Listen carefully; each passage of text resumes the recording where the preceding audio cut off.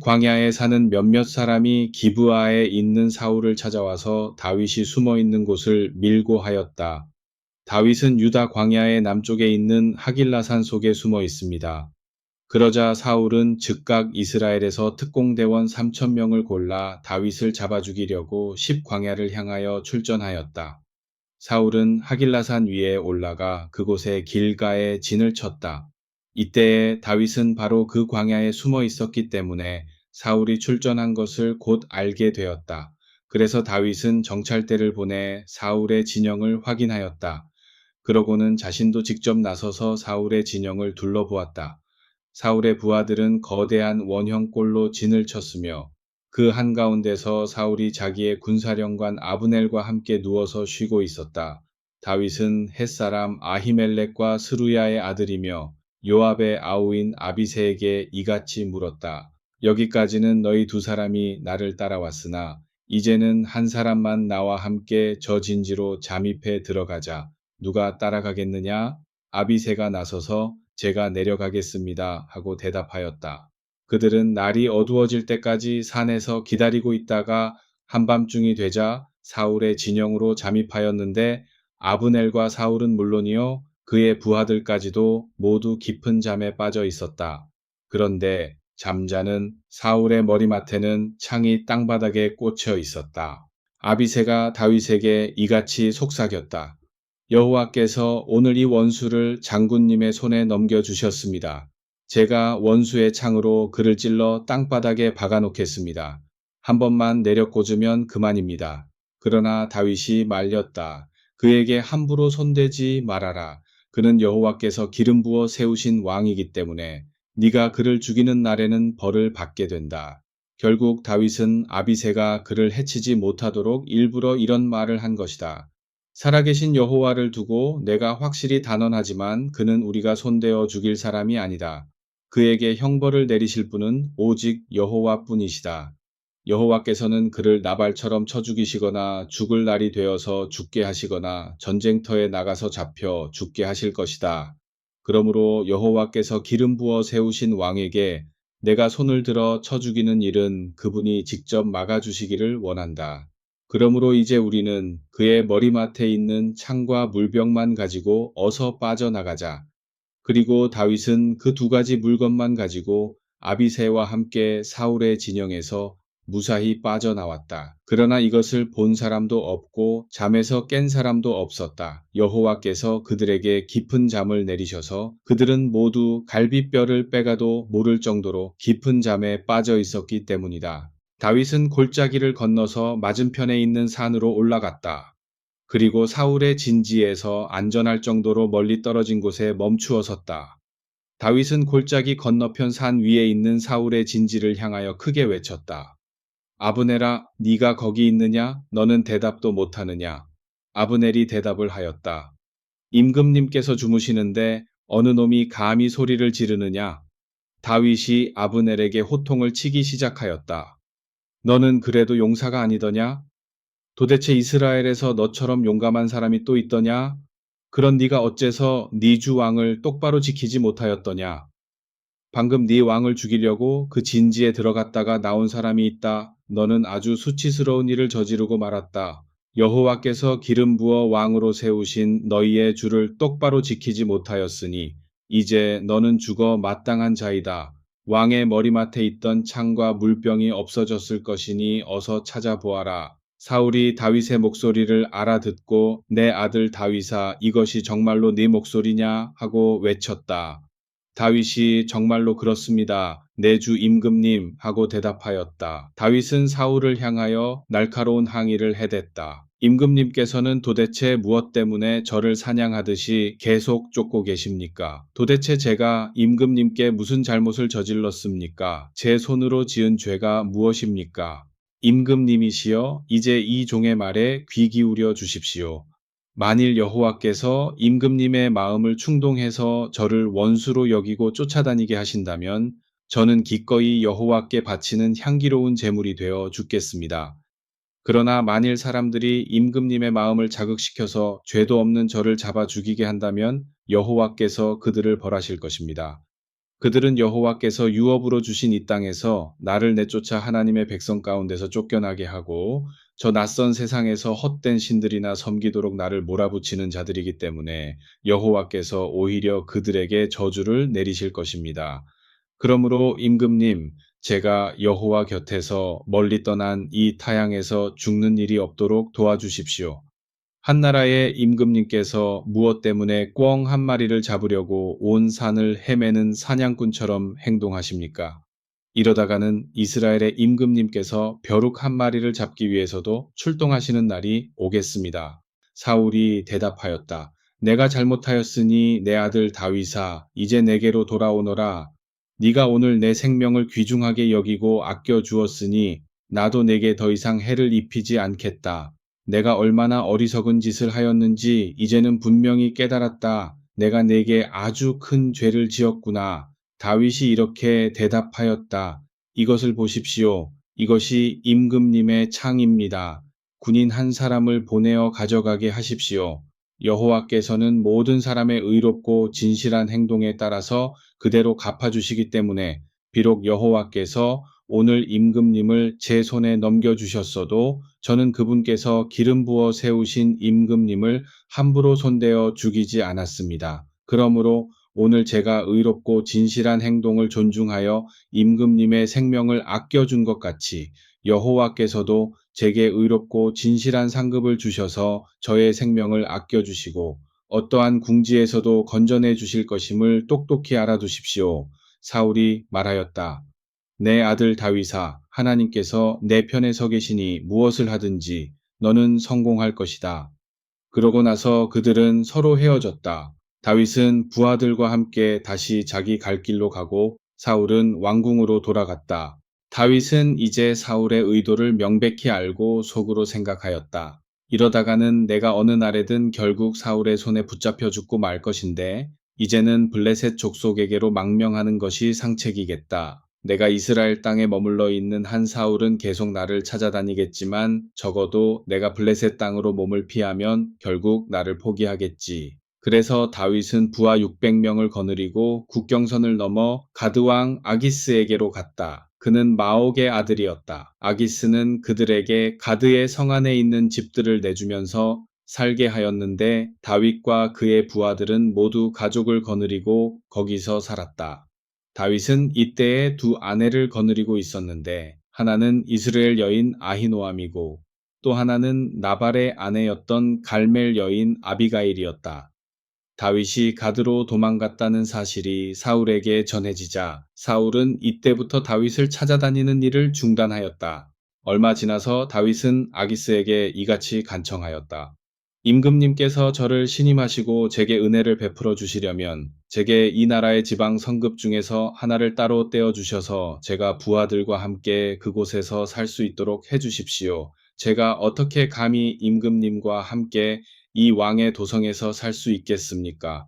그러자 아기스는 오래 생각해 볼 것도 없이 그날에 유다의 최남단에 있는 선급 시글락을 다윗의 소유로 내주었다. 그래서 시글락은 오늘날까지 유다 왕실의 영지가 되었다. 그러나 다윗이 블레셋 족속의 땅에 거주한 기간은 모두 1년 4개월에 불과하였다. 다윗은 부하들을 거느리고 시글락으로 올라가서는 블레셋 족속과 친근한 소수 민족들을 은밀히 정벌하였다. 그들은 주로 유다 남쪽에 사는 이웃 민족들로서 들라임에서부터 술 광야와 애굽 국경선에 이르는 전 지역에 거주하는 그술 족속과 기르스 족속과 아말렉 족속이었다. 다윗은 그들을 정벌하기 위하여 시글락에서 끊임없이 출전하였다. 다윗은 어느 곳으로 정벌을 나가든지 남녀를 가리지 않고 전부 몰살시켰다. 그러나 양이나 소나 나귀나 낙타 같은 짐승과 의복은 전부 약탈해서 아기스에게 전리품으로 가져다 주었다. 그럴 때마다 아기스는 항상 다윗에게 이같이 물었다. 너희가 오늘은 또 어디로 가서 약탈을 하였느냐? 그러면 다윗이 언제나 모호하게 대답하기를 유다 남쪽으로 들어갔습니다. 또는 여라무엘 족속의 남쪽으로 들어갔습니다. 또는 겐 족속의 남쪽으로 들어갔습니다. 하고 얼버무렸다. 그 당시 가드에는 노예 시장이 있었으나 다윗은 사람을 포로로 잡아오거나 살려둔 일이 없었다. 혹시 그들이 가드에 오면 다윗이 실제로 행한 일을 아기스 왕에게 알려줄 위험이 있었기 때문이다. 그래서 다윗은 블레셋 족속의 지역에 거주하는 동안 언제나 그와 같이 정벌한 지역의 사람은 모조리 죽이고 짐승과 물건만 약탈해 가지고 돌아왔다. 아기스는 이런 줄도 모르고 다윗이야말로 신임할 만한 사람이라고 속단하였다. 그는 이렇게 판단하였기 때문이다. 다윗이 그토록 자기 동족을 약탈하여 미움받게 되었으니 그는 영영 내 종이 될 수밖에 없다. 그 즈음에 블레셋 족속이 또다시 모든 군대를 모아 이스라엘을 공격하려고 하였다. 아기스는 다윗에게도 공격에 가담할 것을 명하였다.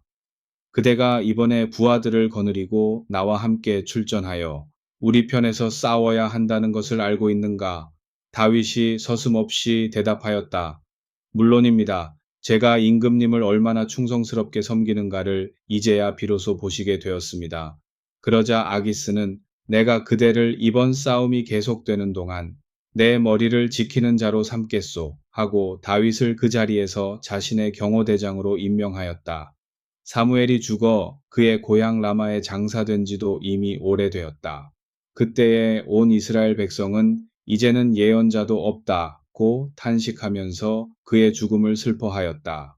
공교롭게도 당시에는 사울이 남녀를 가리지 않고 이스라엘에 있는 모든 무당을 죽여 없애버렸기 때문이다. 바로 이런 때 블레셋 족속이 전군을 모아가지고 이스라엘 골짜기까지 올라와 수넴 성읍을 점령하고 그곳에 진을 쳤다. 사울도 즉각 이스라엘의 정군을 집결시켜 길보아산에 진을 쳤다. 그런데 북서쪽을 가로막으며 진을 친 블레셋 군대를 건너다 본 사울은 너무 놀라서 싸울 힘을 잃고 말았다. 그래서 사울은 어찌해야 좋을지 몰라 여호와께 여쭈어 보았다. 그러나 여호와께서는 꿈으로도 예언자를 통해서도 그에게 대답하지 않으셨다. 사울이 노베 제사장들을 전멸시킬 때에 제사장 아비아달이 하나님의 뜻을 알아내는 에봇을 다윗에게로 가져갔기 때문에 사울에게는 그 우림이라는 제비도 없었다. 사울은 결국 신하들에게 이런 명령을 내렸다. 너희는 나를 위하여 죽은 사람을 불러 올릴 수 있는 문녀를 한 사람 찾아보아라. 그런 여자가 나를 도와줄 수 있을지도 모르니 내가 가서 물어보겠다. 신하들이 즉석에서 사울에게 대답하였다. 엔돌에 그런 문녀가 한 사람 있습니다. 사울이 그토록 철저하게 귀신 부르는 자들을 제거하였어도 엔돌의 무녀는 왕궁 사람들에게 알려진 채 버젓이 행세하고 있었다. 사울이 즉각 다른 옷으로 변장하여 남들이 알아볼 수 없게 꾸민 다음 신하들을 데리고 진영을 나섰다. 그들은 이미 점령된 지역의 북쪽에 위치한 엔돌에 이르기 위하여 깜깜한 밤에 산속을 걸었다.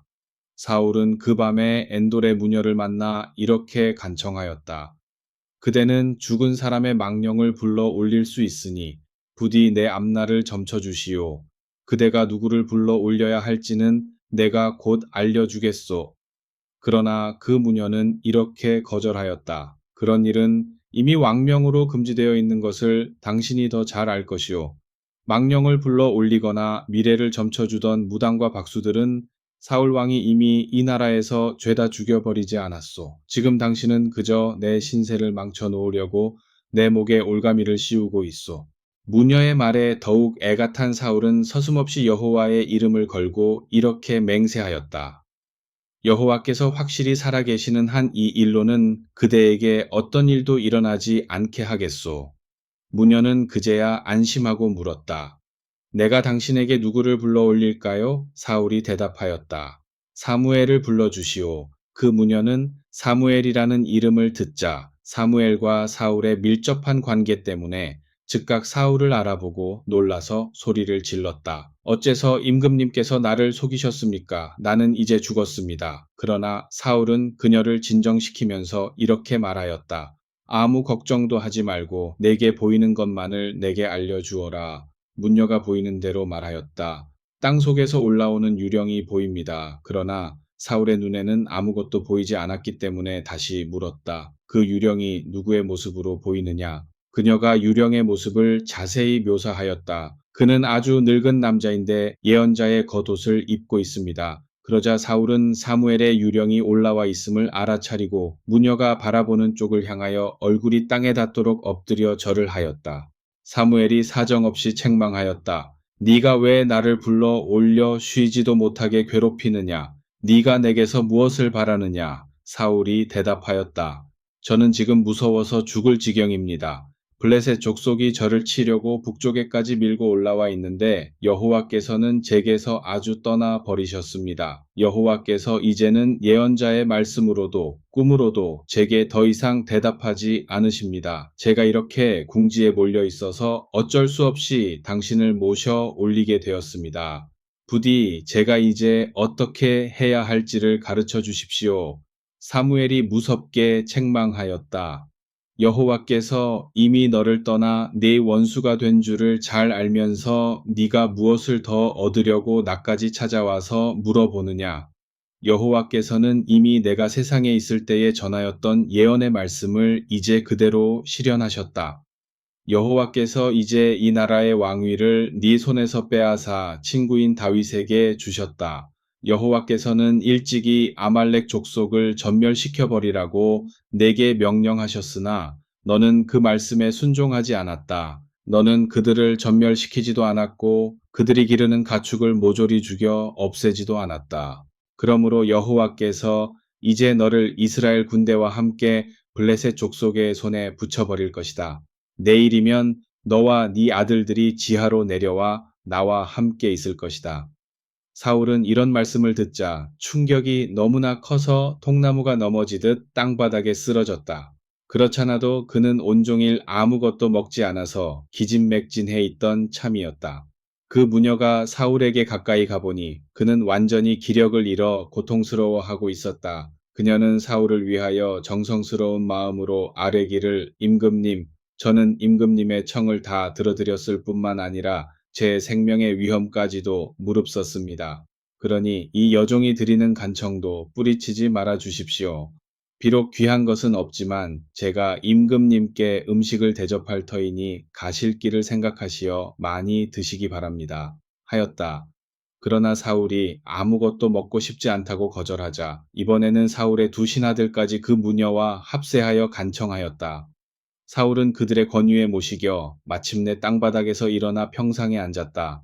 무녀의 집에서는 송아지를 한 마리 키우고 있었는데 아주 살쪄 있었으므로 그녀는 서둘러 그것을 잡고 밀가루를 반죽해서 누룩을 넣어 부풀릴 사이도 없이 둥글 납작한 떡을 구웠다. 무녀가 이렇게 급히 음식을 장만하여 사울과 그의 신하들 앞에 차려놓자 그들은 고기와 떡을 먹은 후에 그날로 돌아갔다. 블레셋 족속이 아직도 욥배서 가까운 해안 평원에 있는 아벡에 정운대를 집결시키고 있을 때였다.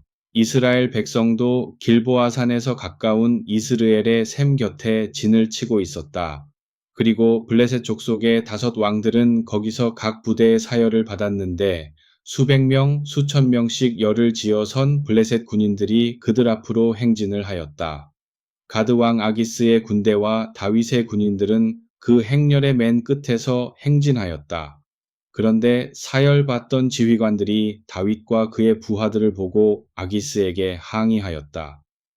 도대체 저 히브리 사람들이 여기 와서 할 일이 무엇입니까? 아기스가 그들에게 말하기를 저 사람 다윗이 전에는 이스라엘 왕 사울을 섬겼지만 지금은 여러 해 전부터 나를 섬기고 있소. 게다가 내게로 망명해 온 날부터 오늘까지 아무 흠없이 나를 받들 뿐만 아니라 나 또한 그에게서 아무 허물도 찾지 못하였소 하고 해명하였다. 그러나 블레셋 족속의 지휘관들은 다윗에 대하여 화를 내면서 아기스에게 이같이 주장하였다. 그 사람을 당장 돌려보내시오. 당신이 그에게 거주지로 정해준 곳이 있으니 당장 그리 보내시오. 그는 절대로 우리와 함께 싸움터에 나갈 수 없는 사람입니다. 만일 그가 우리와 함께 나가 싸운다면 그가 한창 싸움이 치열할 때에 적진으로 넘어갈 것입니다. 그가 우리 군인들의 머리를 잘라다가 자기 왕의 발 앞에 바치는 것보다 더 좋은 기회를 어디서 얻어 섬기던 왕과 화해할 수 있겠습니까? 이 사람이 누구입니까? 이미 사울은 수천을 죽였지만 다윗은 수만을 죽였다네 라고 이스라엘 백성들로부터 찬양받던 자가 아닙니까? 아기스는 다윗을 불러 이렇게 말하였다. 여호와께서 확실히 살아계심을 걸고 맹세하지만 그대는 참 믿을 만한 사람이요. 그래서 이번에도 그대와 함께 출전하는 것이 좋겠다고 생각했었소. 그대가 내게로 와 있는 동안에 나는 한 번도 그대에게서 무슨 허물이나 거짓을 본 일이 없기 때문이요. 그런데 다른 왕들이 그대를 믿어주지 않는구려. 그러니 이제 다시 돌아가서 조용히 지내시오. 다른 왕들이 싫어할 일은 하지 마시오. 그러나 다윗은 반대하였다. 제게 무슨 잘못이 있다고 이렇게 부당한 대우를 하십니까? 제가 임금님을 섬기기 시작한 날로부터 오늘에 이르기까지 언제 어디서 무슨 허물이 있었습니까? 도대체 제가 이번에 함께 출전하여 내주 임금님의 원수들을 쳐부수지 못할 이유가 무엇입니까? 아기스가 다시 설득시켰다. 나야 그 점을 잘 알고 있소. 내가 보기에도 그대에게는 아무 허물도 없을 뿐만 아니라 하나님의 천사처럼 충성스럽게 여겨질 정도요. 다만 블레셋 족속의 지휘관들이 그는 절대로 우리와 함께 싸움터에 나갈 수 없는 사람이요 하고 결정을 내려버렸소. 그러니 그대는 내일 아침 일찍 일어나서 사울을 섬기던 그대의 부하들을 거느리고 날이 밝는 대로 떠나시오. 이리하여 다음 날 아침 동틀 무렵에 다윗은 부하들과 함께 그곳을 출발하여 블레셋 족속의 땅으로 돌아왔다. 이때에 블레셋 족속들은 이스르엘 평원으로 진군해 올라갔다. 다윗이 부하들을 거느리고 아벡에서 시글락까지의 100km를 사흘 동안 걸어서 돌아와 보니 시글락의 온 성읍은 잿더미로 변해 있었다. 아말렉 족속이 유다의 남부 지역으로 쳐들어와 약탈하다가 시글락에도 손을 뻗친 것이다. 그들이 비록 시글락에서 사람을 죽이지는 않았지만 여자와 어린아이까지 남김없이 포로로 사로잡아 끌고 갔다. 다윗과 그의 부하들이 돌아와서 그런 광경을 보고 너무 놀란 나머지 소리 지르며 울었는데 지쳐서 기진맥진할 때까지 울고 또 울었다. 다윗의 두 아내 곧 이스르엘 여인 아히노암과 갈멜 사람 나발의 미망인 아비가일도 포로로 잡혀갔다. 그런데 이러한 사태는 미묘하게도 다윗에게 아주 불리하게 발전되었다. 왜냐하면 처자식을 잃고 흥분한 군중들이 다윗을 돌로 쳐 죽이자고 덤벼들었기 때문이다. 그러나 이런 와중에서도 다윗은 자기의 하나님 여호와를 더욱 의지하였다. 하나님께로부터 100배의 용기를 얻은 다윗이 제사장 아비아달에게 하나님의 뜻을 묻는 에봇을 가져오도록 명령하였다.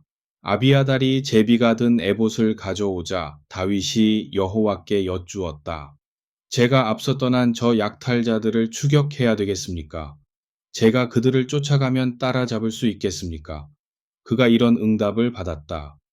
네가 그들을 쫓으면 틀림없이 따라잡을 수 있거니와 잡혀간 사람들도 구할 수 있다. 다윗은 즉시 부하 600명을 거느리고 출동하였다.